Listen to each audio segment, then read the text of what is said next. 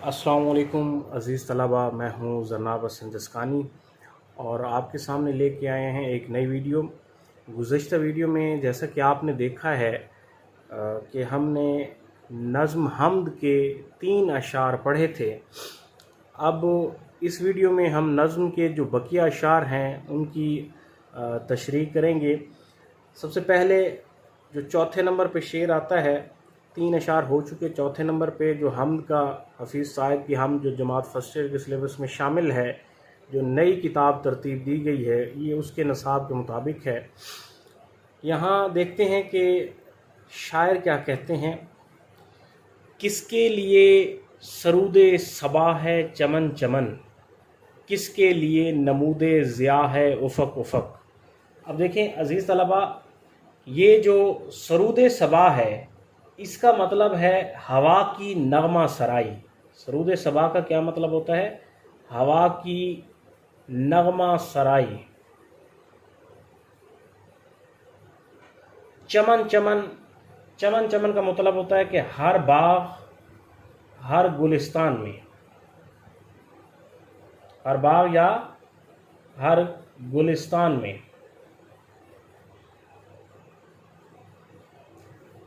नमूदे ज़िया का क्या मतलब होता है कि रोशनी का ज़हूर, रोशनी का ज़हूर या फिर नूर की झलक। उफ़क़, उफ़क़ का मतलब होता है हर समत या चार सू। देखें यहाँ जो है शायर ने सवालिया अंदाज़ अपनाकर, उसके बाद सवालिया अंदाज़ अपनाते हुए हमारी तवज्जो जो है कायनात के उन मज़ाहिर की तरफ दिलाई है जो इस दुनिया में अल्लाह ताला की कुदरत की अक्कासी और उसके इख्तियारात का जो है वो हमारे सामने एक दरवाज़ा खोलते हुए नज़र आते हैं। अब यहाँ देखें किसके लिए का लफ्ज़ यहाँ सवाल के तौर पर इस्तेमाल हो रहा है, यानी शायर जो है वो सवाल उठा रहा है। यानी किसके लिए सरूदे सबा है चमन चमन, यानी सरूदे सबा का मतलब होता है हवा की नगमा सराई। चमन चमन कहते हैं हर बाग या हर गुलिस्तान में। किसके लिए नमूदे ज़िया है उफ़क़ उफ़क़, यानी नमूदे ज़िया का मतलब होता है रोशनी का ज़हूर या नूर की झलक। उफ़क़ उफ़क़ यानी चार समत हर सू, यानी इससे मुराद ये है हर जगह मुराद ली है शायर ने। अब देखें इसमें सबसे पहले फ़न पे बात की जाए तो यहाँ चमन चमन का लफ्ज़ सनत तकरार के तौर पर आया हुआ है। सनत तकरार जो है ये ऐसी सनत है कि जिसमें शेर या मिसरे में जो है अल्फाज का बार बार दोहराया जाना वो सनत तकरार के ज़ुमरे में आता है। जैसे चमन चमन है, झलक झलक है, नज़र नज़र है, ये सनत तकरार के ज़ुमरे में आते हैं। इसी तरह उफ़क़ उफ़क़ का लफ्ज़ भी सनत तकरार के ही ज़ुमरे में आता है। यानी ये दोनों अल्फाज जो है चमन चमन का और ये उफ़क़ उफ़क़ का बार बार रिपीट किए जा रहे हैं। इसी तरह अज़ीज़ तलबा, किस लिए का लफ्ज़, ये दोनों लफ्ज़ जो है ये सनत इस्तिफ़ाम के ज़ुमरे में आते हैं। सनत इस्तिफ़ाम कहते हैं कि शेर या मिसरे में यानी सवालिया अंदाज़ अपनाना, यानी कब, क्यों, कैसे, ऐसे अल्फाज का इस्तेमाल, यानी WH फैमिली का अल्फाज का जो इस्तेमाल है वो आप जब शेर में करते हैं तो उसके आखिर पर सवालिया निशान बनता है। इसीलिए यहाँ शायर जो है सवाल करता हुआ नज़र आता है। यहाँ वो कहता है कि किसके लिए। अब इसकी लफ्ज़ी तशरीह की तरफ आते हैं इस शेर की, कि शायर कहता है किसके लिए सरूद सबा है चमन चमन, कि कौन सी ऐसी ज़ात है कि जिसकी नगमा सराई करती हुई हवा जो है हर एक चमन में, हर एक बाग में फैली खुशबू, फूलों से खुशबू लेती हुई फैलती है और पूरी दुनिया में छा जाती है। कौन सी ऐसी हस्ती है कि जिसकी नगमा सराई कर रही होती है सुबह के वक्त चलने वाली हवा भी। यानी सबा जो है, ये सबा का लफ्ज़ जो है ये सुबह के वक्त चलने वाली हवा को कहते हैं। ये भी ठंडी हवा है। 3 किस्म की, ये 4 किस्म की हवाएं हैं जो उर्दू में टर्म्स यूज़ होती हैं। एक बाद सबा है। बाद सबा वो हवा होती है जो सूरज तलू होने से पहले यानी फजर की नमाज के वक्त जो है उस वक्त ठंडी ठंडी हवा जो चल रही होती है उसे बाद सबा कहते हैं। جب سورج طلوع ہو جاتا ہے تو اس کے سورج طلوع ہونے کے بعد جو ٹھنڈی ٹھنڈی ہوا چلتی ہے اسے باد نسیم کہتی ہیں۔ اسی طرح جب بہار کے موسم میں شام کے وقت ٹھنڈی ٹھنڈی ہوا چل رہی ہوتی ہے اسے باد شمیم کہتے ہیں۔ اسی طرح جب آندھی اور طوفان کے ساتھ ہوا چلتی ہے تو اسے باد صرصر کہا جاتا ہے۔ تو یہ 4 قسم کی ہوائیں ہیں جو یہ اردو میں ٹرم شاعروں نے استعمال کی ہیں، اصطلاحات ان کی، یعنی ان کا استعمال ہوتا ہے۔ یہاں شاعر کہہ رہا ہے باد صبا کا تذکرہ کہ کس کے لیے سرود صبا ہے چمن چمن، کہ صبح کے وقت جو چلنے والی ٹھنڈی ٹھنڈی ہوا ہے، یعنی باد صبا جو فجر کی نماز کے وقت چلتی ہے اور وہ پھولوں کے یعنی باغ میں جب وہ پھیلتی ہے، پھولوں سے خوشبو لیے ایک چمن سے ایک باغ سے ہوتی ہوئی دوسرے باغ میں چلتی ہے اور اسی طرح پوری دنیا میں پھیل جاتی ہے، اور یہ ہوا جو ہے خدا کی وحدانیت کی نغمہ سرائی کر رہی ہوتی ہے، یعنی ہر ایک جگہ جو ہے اس کی وحدانیت اور اس کی توحید کی گواہی دے رہی ہوتی ہے کہ اس کو چلانے والی ذات بھی خدا تعالیٰ کی ذات ہے، یعنی ہر ایک چیز کا کنٹرول جو ہے وہ اللہ تعالیٰ کے ہاتھ میں ہے۔ یعنی صبح کے وقت چلنے والی ہوا بھی خدا کی وحدانیت کا پیغام دے رہی ہوتی ہے کہ وہ خدا واحد ہے، بزرگ و برتر ہے، اس کا کوئی شریک نہیں۔ یعنی صبح کے وقت چلنے والی ٹھنڈی ہوا بھی اللہ تعالیٰ کا ہی پیغام ہر ایک باغ، ہر ایک گلستان میں لے کر جاتی ہے۔ اسی طرح شاعر کس کے لیے کا لفظ استعمال کر کے ہماری توجہ جو ہے خدا کی وحدانیت کی طرف ان مظاہر کے ذریعے، یعنی یہ جو قدرتی مظاہر ہیں ان کے ذریعے اللہ تعالیٰ کی وحدانیت کا اظہار کر رہا ہے۔ پھر اسی طرح دوسرے مصرے میں کیا کہتا ہے کہ کس کے لیے نمود ضیاء ہے افق افق، کہ کون سی ایسی ہستی ہے کہ جس کے لیے جس کا نور جو ہے ہر سو پھیلا ہوا ہے آسمانوں پر، یعنی 4 سمتوں میں جہاں بھی ہم دیکھتے ہیں، حد نگاہ تک جہاں تک نظر جاتی ہے ہر طرف اس کا ہی نور پھیلا ہوا ہمیں نظر آتا ہے۔ وہی خدا کی ذات ہے کہ جو ہر طرف روشنی، یعنی سورج کو بھی روشنی عطا کرتا ہے۔ یہ جو سورج کی روشنی پھیلتی ہے 4 سو، اس میں بھی خدا کی وحدانیت نظر آتی ہے۔ اور رات کے وقت آسمان پر یہ جو یہاں جو کس کے لیے نمود ضیاء کا لفظ استعمال کیا ہے، نمود کا مطلب ہوتا ہے یعنی روشنی کا پھیلاؤ، نور کی جھلک۔ اب یہ نور کی جھلک جو ہے یہ کیسے نظر آتی ہے؟ آپ دیکھتے ہیں سورج کی طرف، یعنی سورج میں اس کی جو روشنی ہے، سورج کی روشنی، اس میں بھی خدا کا نور موجود ہے۔ خدا کا نور ہی اس سورج کو روشن کرتا ہے اور اس کی جو روشنی ہے وہ اطراف میں پھیلتی ہے اور پوری دنیا کو سورج جو ہے روشن کر دیتا ہے ہر سمت۔ اس میں بھی اللہ تعالیٰ ہی کا عکس نظر آتا ہے۔ آپ دیکھتے ہیں چاند ہے، یہی سورج جو ہے چاند کو روشن کرتا ہے، اور چاند یہ رات کے وقت آسمان پر چمکتا ہے اور اس کی روشنی جو ہے پھیلتی ہے۔ اب یہ ساری چیزیں، ان چیزوں میں جو نور موجود ہے ان میں بھی خدا تعالیٰ کی ذات کا عکس موجود ہے۔ وہی ذات ہے جو اس کائنات کو روشن کیے ہوئے ہے اور اس کے نور کی جھلک اطراف میں پھیلی ہوئی ہے۔ ہر جگہ، ہر سمت جس طرف آپ کی نگاہ جاتی ہے اس کا ہی نور آپ کو پھیلا ہوا اس کائنات میں نظر آتا ہے۔ یعنی یہاں پر جو ہے اللہ تعالیٰ کی صفات کا تذکرہ کرتا ہے، یعنی اللہ تعالیٰ کا نور ہر ایک چیز میں موجود ہے۔ یعنی یہ دیکھیں کہ شاعر اس میں جو ہے اللہ تعالیٰ کی تعریف و توصیف بیان کر رہا ہے، اور نئے اور اچھوتے انداز میں سوالیہ انداز اپناتے ہوئے پھر اس نے جو ہے ہماری توجہ جو ہے کائنات کے ان مظاہر کی طرف دلائی ہے کہ جن میں اللہ تعالیٰ کا ظہور موجود ہے اور اسی کا نور موجود ہے، جس کی وجہ سے یہ کائنات روشن ہے۔ عزیز طلبہ، اب اس کے دوسرے شعر کی طرف ہم آتے ہیں کہ دوسرا شعر جو ہے وہ ہے، شاعر کہتا ہے مکتوم کس کی موجے سب کرم ہے صدف صدف، مرکوم کس کا حرف وفا ہے افق افق۔ یعنی مکتوم کا مطلب ہوتا ہے مخفی۔ مکتوم کا کیا مطلب ہوتا ہے؟ مخفی یا چھپا ہوا، مخفی یا چھپا ہوا۔ موج کرم کہتے ہیں فضل و کرم کی لہر، فضل و کرم کی لہر۔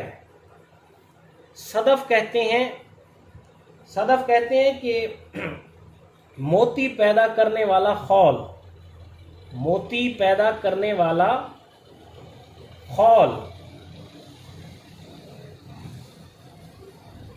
یعنی سیپ ہوتی ہے نا جو سمندر میں پائی جاتی ہے، سیپ جس میں موتی بنتا ہے، سیپ جس میں صدف اس کو کہتے ہیں، وہ سیپ جس میں موتی بنتا ہے، وہ سیپ جس میں موتی بنتا ہے اس کو صدف کہتے ہیں۔ مرقوم کہتے ہیں رقم کیا گیا، رقم کیا گیا یا پھر لکھا گیا۔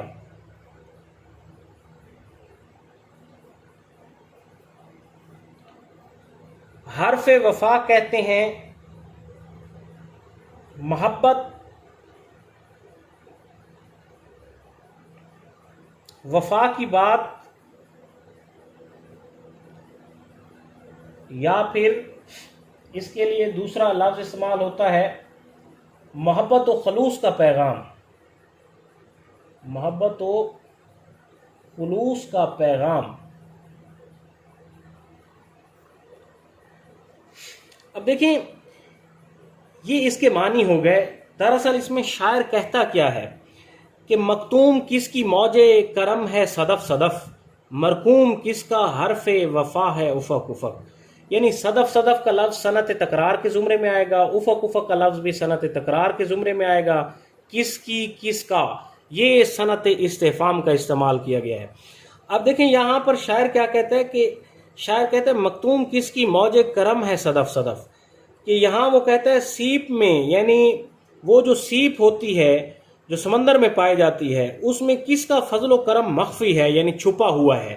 پھر وہ کہتا ہے اور کس کی وفاداری پوری دنیا میں رقم کی گئی ہے، یعنی لکھی گئی ہے۔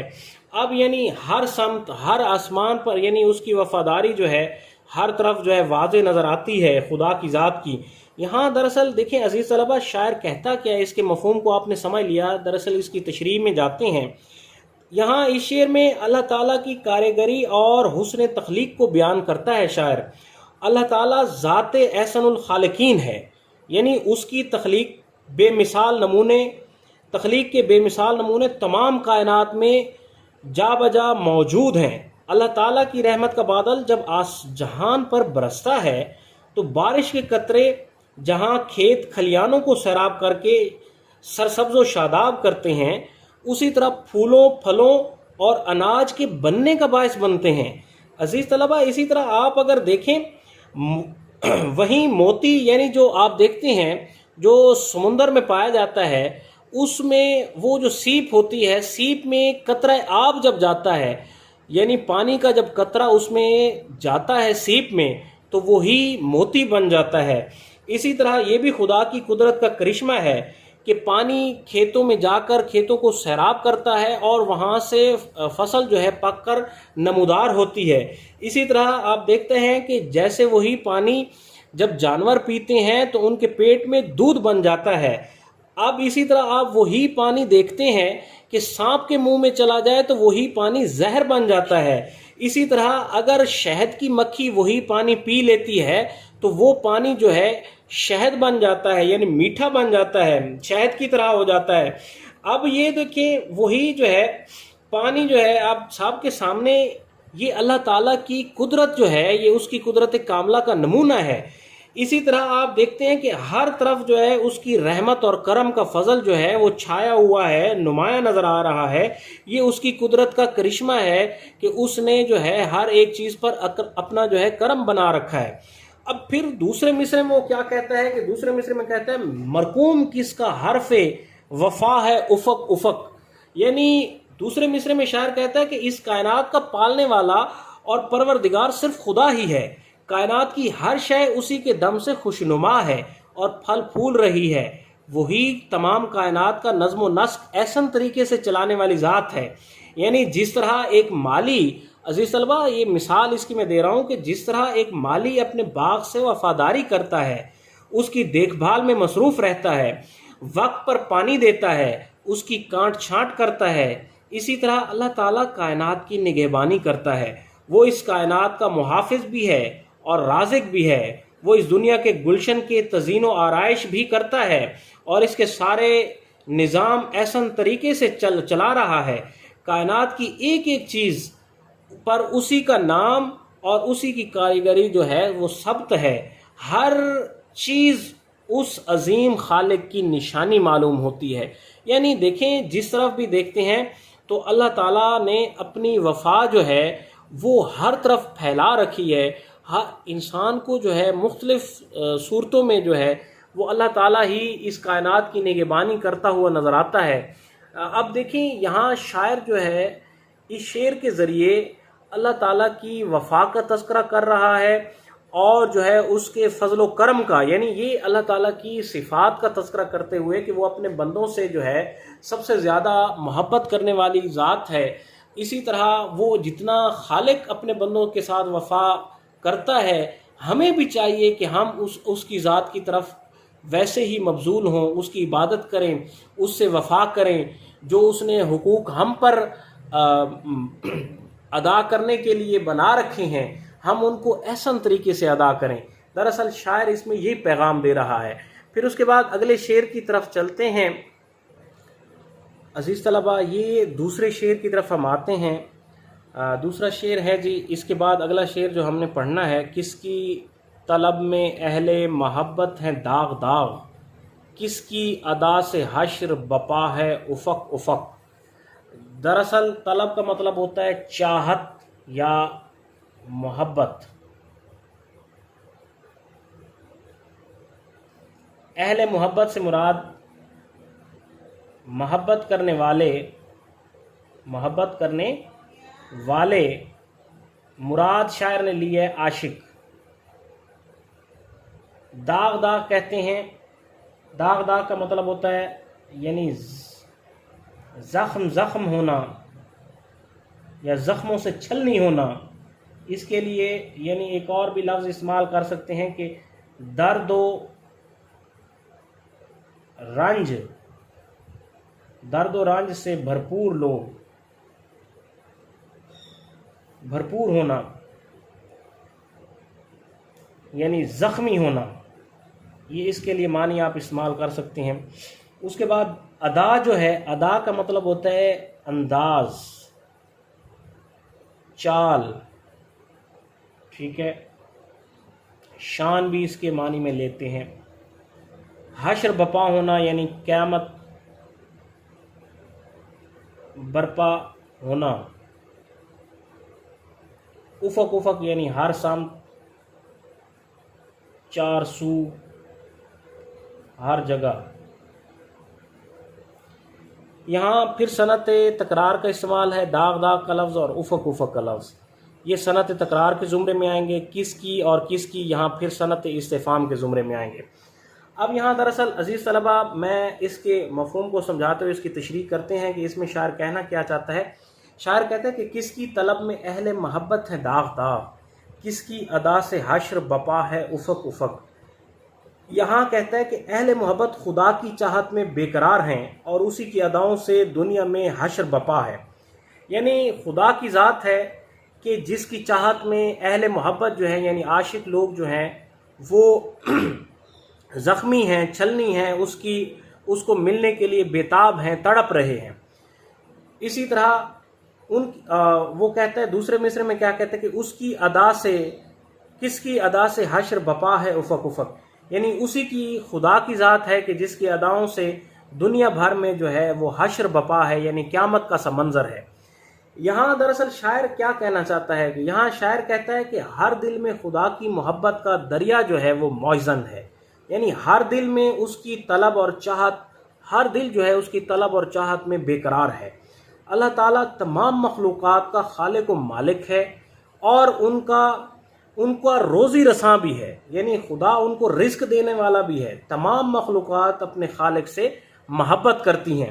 اسی طرح وہ کہتا ہے کہ خدا کی قدرت اور کاریگری کے کرشمے اہل محبت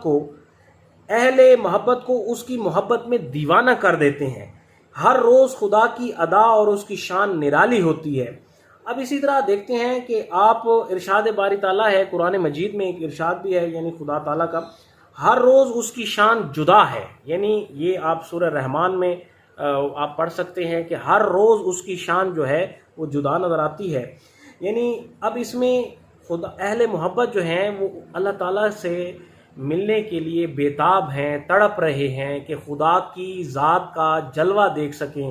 یعنی دوسرے شعر میں وہ کہتا ہے کس کی ادا سے. یہاں دیکھیں اس میں جو ہے ایک صوفیانہ پہلو بھی موجود ہے.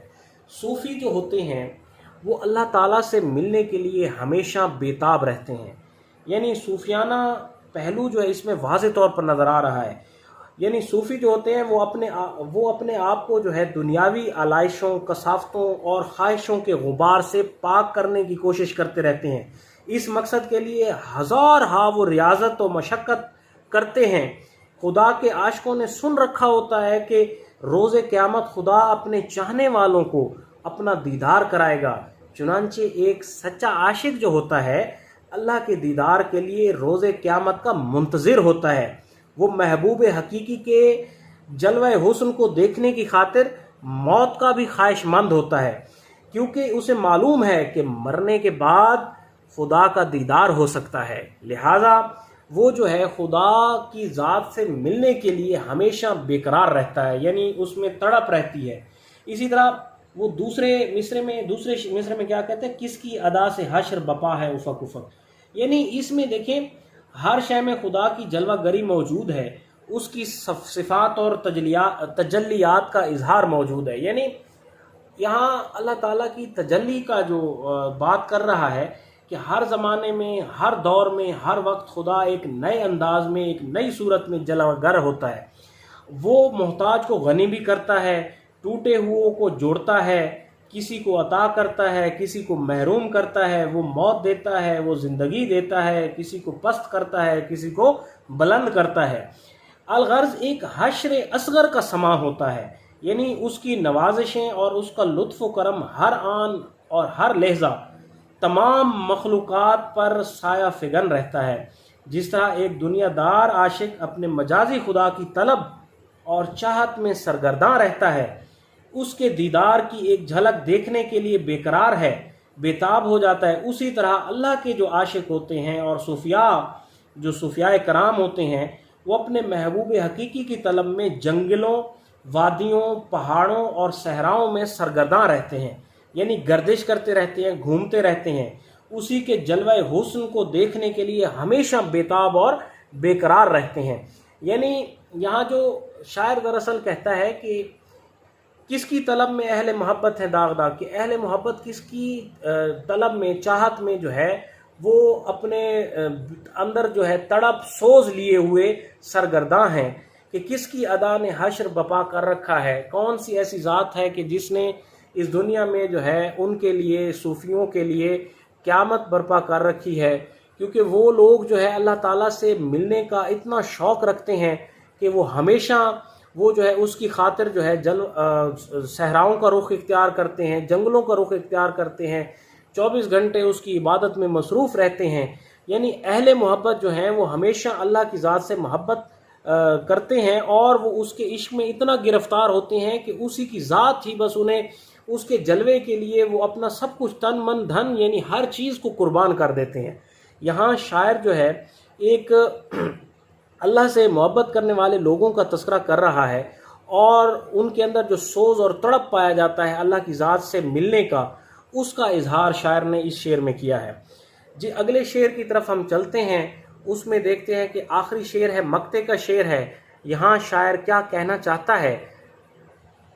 آخری شعر کی طرف آتے ہیں عزیز طلبہ. اس میں دراصل دیکھتے ہیں شاعر کیا کہتا ہے. یہاں سوزاں ہے کس کی یاد میں تائب نفس نفس، فرقت میں کس کی شعلہ نوا ہے افق افق. یعنی سوزاں کا مطلب ہوتا ہے بے قرار ہونا، یعنی تڑپنا، بے قرار ہونا. یہ سوزاں کا مطلب ہوتا ہے. کس کی یاد میں تائب اپنا اس نے تخلص استعمال کیا ہے کیونکہ مقطع کا شعر ہے. نفس نفس کا مطلب ہوتا ہے ہر سانس، ہر لمحہ. فرقت کہتے ہیں جدائی کو، دوری، ہجر بھی کہا جاتا ہے. شعلہ نوا ہونا، شعلہ نوا کا مطلب ہوتا ہے آتش بیانی. آتش بیانی یا پھر اس کو یوں کر لیں کہ آواز میں گرم جوشی. افق، افق کہتے ہیں ہر سمت، چار سو. ٹھیک ہے.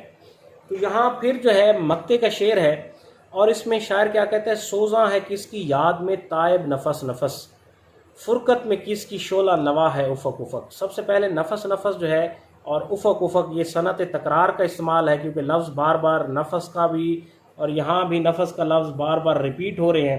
افق اور افق کا لفظ بھی بار بار 2 مرتبہ آئے ہوئے ہیں، تو یہ صنعت تکرار کا استعمال ہے. کس کی اور کس کی، پھر یہاں سوال اٹھایا جا رہا ہے، اور یہ جو ہے یہاں پر صنعت استفہام کا استعمال کیا گیا ہے. یعنی صنعت استفہام کہتے ہیں سوالیہ انداز اپنانا، جیسے ہم پچھلے پورے اس میں اشعار میں پڑھ چکے ہیں کہ اس میں تکرار لفظی ہے پورے حمد میں، اور جو ہے استفہامیہ انداز اپنایا گیا ہے. یہاں پر دراصل اب یہ فن کے حوالے، اس کی تشریح کے مفہوم اور تشریح کے حوالے سے ہم دیکھتے ہیں کہ شاعر کہتا کیا ہے، سوزاں ہے کس کی یاد میں تائب نفس نفس، فرقت میں کس کی شعلہ نوا ہے افق افق. یعنی تائب خدا کی یاد میں ہر لمحہ بے قرار ہے، اور اسی کے فراق میں دنیا بھر میں اس کی آتش بیانی کی دھوم مچی ہوئی ہے. یعنی اللہ تعالیٰ کی یاد میں جو ہے تائب جو ہے ہر سانس بے قرار ہے، ہر لمحہ بے قرار رہتا ہے، اور اسی کی یہی بے قراری، یعنی یہی جو بے قراری ہے، یہی جو فراق ہے، یہی جو خدا کی ذات سے دوری ہے، یہ جو ہجر ہے، اس نے جو ہے اس کی پوری دنیا میں دھوم مچا رکھی ہے. کیونکہ اس کی وجہ یہ ہے، دراصل شاعر کہتا ہے کہ میں ہر لمحہ خدا کی یاد میں مشغول رہتا ہوں. کیونکہ وجہ کیا ہے کہ جس طرح ایک عاشق محبوب کی یاد میں بے قرار رہتا ہے خدا کی یاد میں، اسی طرح شاعر کو جو ہے، شاعر کہتا ہے کہ یہاں طائب کیا کہتا ہے کہ جس طرح ایک عاشق محبوب کی یاد میں بے قرار رہتا ہے، خدا کی یاد مجھے اس سے ملاقات کے لیے بے قرار رکھتی ہے. کس وقت میں خدا سے ملاقات کر سکوں گا اور کب مجھے اس کا دیدار نصیب ہوگا. میری ہر سانس خدا کی یاد میں سوزاں ہے، یعنی جل رہی ہے، اور اس کی جدائی میں میرے جذبات اور احساسات اشعار کی صورت میں زبان پر نمودار ہوتے ہیں، اور ان اشعار میں وہ سوز، تڑپ اور آتش بیانی ہے کہ ساری دنیا میں اس کی دھوم ہے، اور یہ سب خدا کے ہجر اور فرقت کے باعث ہے. یعنی دراصل شاعر اس میں کہتا ہے کہ میری جو آتش بیانی ہے اس نے پورے جہاں میں دھوم مچا رکھی ہے. اس کی وجہ یہ ہے کہ اللہ تعالیٰ کی یاد میں جو ہے ہر لمحہ، ہر سانس میں اللہ تعالیٰ کو یاد کرتا رہتا ہوں. ہر لمحہ اس کی یاد جو ہے وہ میرے اندر ایک تڑپ اور بے قراری کو پیدا کرتی ہے، اور میں بے قرار رہتا ہوں. اور پھر وہ کہتا ہے کہ یہی جدائی، یہی ہجر، یہی وصال، یعنی دوری جو ہے اللہ تعالیٰ کی ذات سے، یہی چیزیں جو ہے میرے اندر جو ہے میری زبان کو یا میری آواز کو وہ شعلہ نوا بنا دیتی ہیں. یعنی ان کے اندر جو ہے گرم جوشی کی کیفیت پیدا کر دیتی ہیں، اور یہی گرم جوشی جو ہے اس کی جو پوری دنیا میں دھوم مچ چکی ہے کہ میں جو چیز لکھتا ہوں میرے اندر جو ہے وہ خدا کی ذات سے والہانہ محبت، وہ سوز، وہ تڑپ موجود ہوتی ہے کہ لوگ اس کو ہمیں بہت زیادہ پسند کرتے ہیں، اور پوری دنیا میں اس کی دھوم مچ چکی ہے. یعنی شاعر یہاں پر یہ بات کہہ رہا ہے کہ اللہ تعالیٰ کے عشق نے اس کے اندر وہ سوز، وہ تڑپ اور جذبہ پیدا کیا ہے کہ ہر وقت وہ خدا کی ذات کو یاد کرتا ہے، اور خدا کی ذات سے یہ جو دوری ہے، یہ جو اس کے اندر سوز اور ہجر کی کیفیت لیے ہوئے ہے، جدائی کی کیفیت لیے ہوئے ہے، یہی اس کے الفاظ کو شعلہ نوا بنا دیتی ہے. یعنی اس کے الفاظ جو ہیں وہ اس کے اندر گرم جوشی کی کیفیت پیدا ہوتی ہے، اور گرم جوشی جیسے ہی پیدا ہوتی ہے، جیسے ہی وہ اس کو تحریر کرتا ہے یعنی لکھتا ہے، تو پھر جب قارئین اس کو پڑھتے ہیں تو قارئین اس کے الفاظ سے اتنے محظوظ ہوتے ہیں کہ وہ ہر طرف جو ہے اس کی چاہت، یعنی طائب کی چاہت اور جو ہے پھیل جاتی ہے، اور اس کی پوری دنیا میں جہاں میں دھوم مچ جاتی ہے کہ طائب واقعی حقیقی اللہ تعالیٰ کی ذات سے عشق کرنے والا ہے. اور یہ عشق حقیقی کا ایک سراپا احتجاج ملتا ہے اس کی ذات کے اندر کہ طائب واقعی خدا کی ذات سے سچی محبت کرنے والا انسان ہے، اور خدا کی ذات سے والہانہ محبت اس کے خون میں اور اس کی رگ و پے میں شامل ہے۔ یعنی دراصل اس میں اس طرح سے شاعر نے جو ہے اللہ تعالیٰ اپنی ذات کے اندر جو اللہ تعالیٰ کا عشق موجود ہے اس کا اظہار کیا ہے۔ تو اس کے ساتھ ساتھ عزیز طلبہ ہمیں دیجیے اجازت، اور آج آپ کی حمد اختتام پذیر ہوئی۔ اس کے حوالے کے اشعار اور اس کا جو خلاصہ ہے وہ ہم نیکسٹ ویڈیو میں پیش کریں گے، وہ آپ جو ہے اپنے پاس نوٹ کر لیجئے گا۔ ہمیں دیجیے اجازت، اللہ حافظ۔